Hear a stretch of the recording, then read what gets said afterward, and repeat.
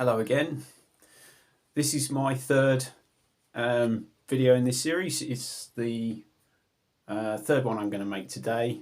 And some of the stuff I want to touch on about dreaming in this episode will be a little bit more subtle. I'd like to move in that direction just to kind of flex a bit and explore a bit the nuance.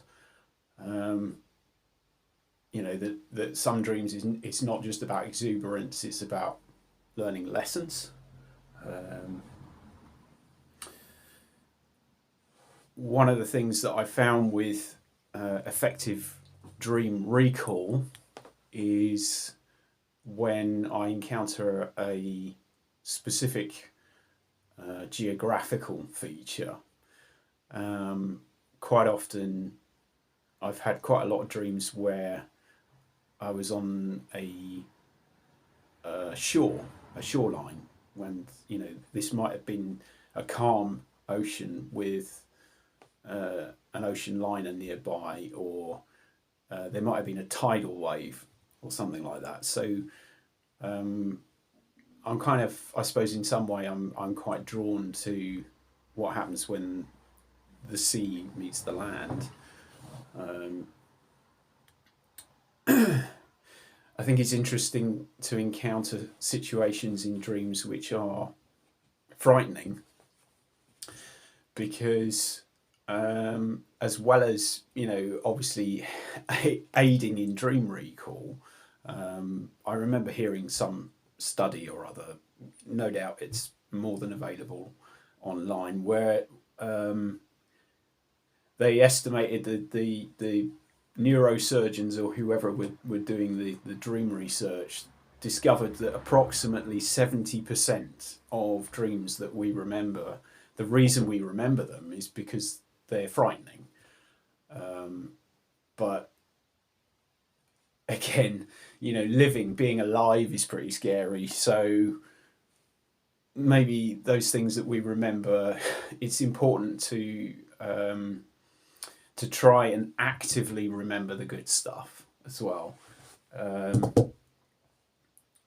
like dreams where I get a chance to overcome danger. If I'm allowed to rescue someone from a tidal wave, I remember once, I'm in this tall building and it's by the sea, and I'm trying to climb up the building, and I'm trying to keep pace with the water that's rising up underneath. And then there's, more water coming in from the sea all the time. And there was someone there that I cared about, and I was lucky enough on that occasion to, to just tap into that kind of rescuing energy, the desire to save someone else for a change, which was great. So it's a really useful thing, I think, to be able to remember the geography of where you are, because that also presents you with the opportunity to have like really calm dreams, really relaxing dreams, like, just being on a peaceful beach. There's all sorts of guided meditations you can get access to which describe, incredibly peaceful situations. But the problem I have with trying to remember them and not just fall asleep and forget them is that they're just too relaxing. So I do derive a great deal of delight in those scenarios where something frightening is happening, and it's recognizing when you can tap into that feeling of it's okay, it's just a dream, then I'm no dream expert, so I've had quite a lot of nightmares, and so it's important to me to be able to bring that energy I was describing earlier in the previous video about enthusiasm and faith into those dangerous situations. So, for instance, if you're driving a dream car and it's spinning out of control, you know, tease it back and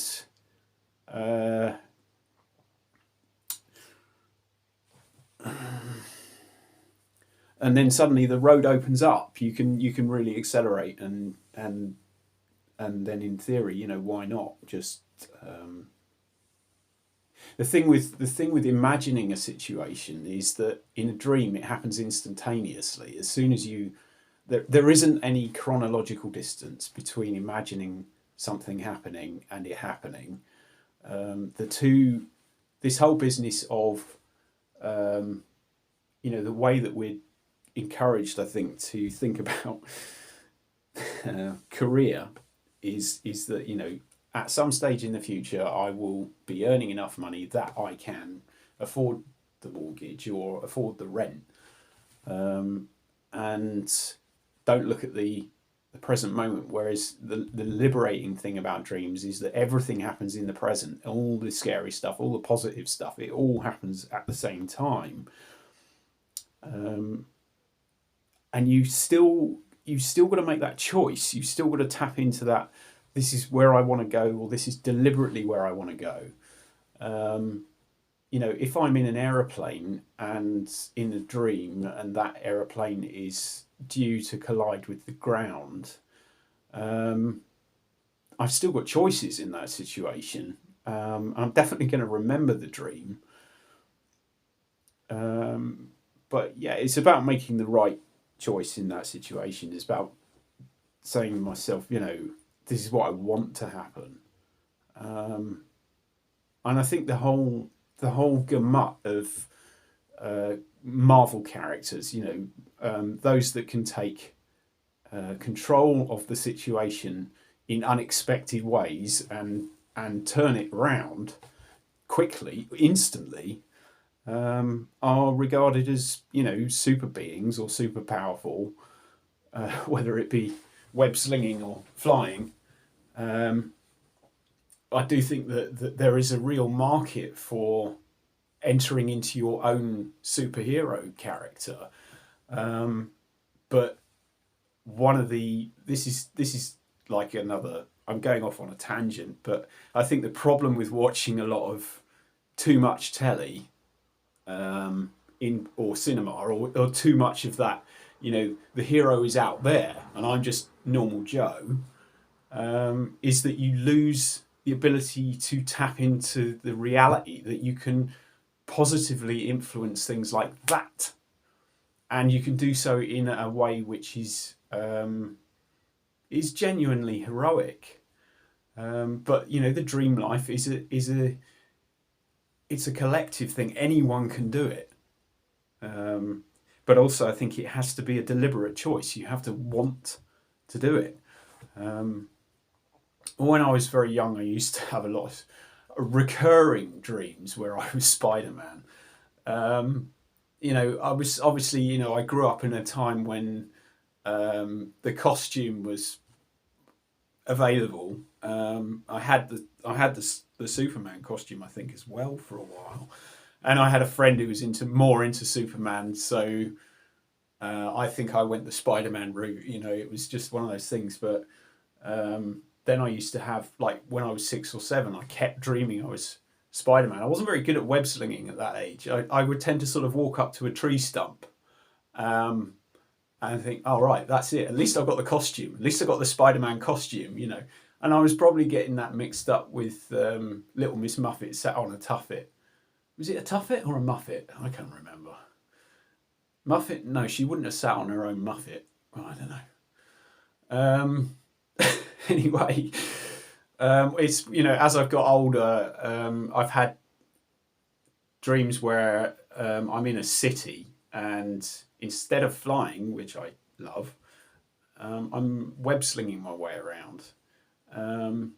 But again, if you play too much of the sort of Spider-Man computer game, you can't then it's not quite so straightforward to tap that energy back in and say, I can actually sling webs in the dream world. I can actually send energy out and then draw that piece of reality towards me really, really quickly as I swing around it.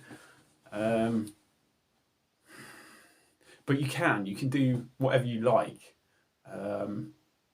And by like, I mean really thoroughly enjoy. And it's worth doing because you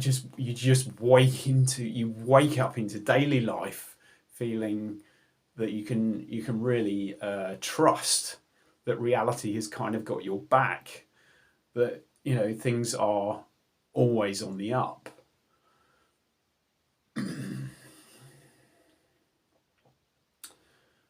Okay, so yeah, I think I've probably covered a fair bit of ground there. Yeah, it's really is about like stay aware of the conscious choice you've got in the situation that you find yourself, and if it's a situation which is likely to wake you up because it's scary, take control of the situation. Um, Allow yourself to take control of the situation. Step into it. It's your dream. Okay, that's episode 3. I might release a few more somewhere down the line. Lots of love.